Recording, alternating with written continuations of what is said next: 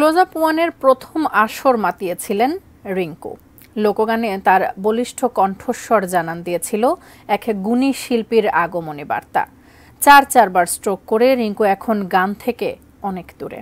সব ছেড়ে জনপ্রিয় সেই সঙ্গীত শিল্পী পড়ে রয়েছেন গ্রামের বাড়িতে। কেমন আছেন রিংকু? জানিয়েছেন আমাদের নওগাঁ প্রতিনিধি রায়হান আলম। দেখব ডেস্ক রিপোর্টে।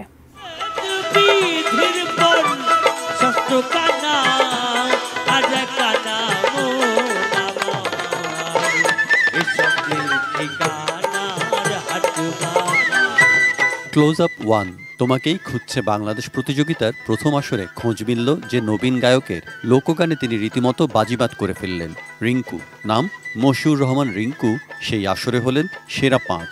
এরপর কেবলই তার সঙ্গীতাঙ্গন মাতিয়ে দাপিয়ে চলা। হঠাৎ হারিয়ে গেলেন রিংকু। টেলিভিশন, মঞ্চ, কোথাও নেই তিনি।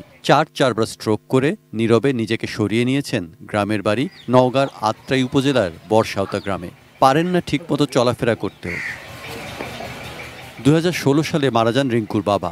অস্ট্রেলিয়ায় স্টেজ শো করতে গিয়ে বাবার মৃত্যু শোকে স্টেজেই স্ট্রোক হয়। এরপর 2020 সালের মধ্যে দেশে আরও 3বার স্ট্রোকে আক্রান্ত হন। ভাগ্য তাকে সরিয়ে নিয়েছে তার সবচেয়ে প্রিয় গানের জগৎ থেকে। প্রতাপের যারা ছিল ওর সাথে, তারা কেউ খোঁজ খবর নেয়নি, এমন চাই না। গান জগতের অফার এখনো পাই, কিন্তু আমি তো নিজে ভালো করে গাইতে পারি না। অসুস্থ হওয়ার পর এক নিভৃত নিঃসঙ্গ জীবন বেছে নিয়েছেন রিংকু। ক্লোজ আপ ওয়ানের সেই সহশিল্পী বা আয়োজক কেউ তার খোঁজ নেননি। রিংকু কারো সহানুভূতি চানও না। অভিমানে তিনি আর গানের জগতে ফিরতেও চান না। অফার তো আছে, আমি গাই না,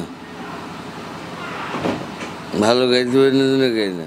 এমন প্রতিভাবান একজন শিল্পী অসুস্থ হয়ে পড়ে আছেন, মেনে নিতে পারেন না তার স্বজনরা। প্রিয় শিল্পীর সুস্থতার জন্য দোয়া চান তারা। আল্লাহর কাছে দোয়া করি যাতে ভাই আবার আমাদের কাছে আগের রূপে ফিরে আসতে পারে। তার যে ভক্তরা আছে সবাই চায় সে যেন আবারও গানের জগতে ফিরে আসতে পারে। আমাদের সবার প্রত্যাশা ও প্রার্থনা রিংকু সুস্থ হয়ে উঠবেন, স্বমহিমায় ফিরে আসবেন গানের আসরে।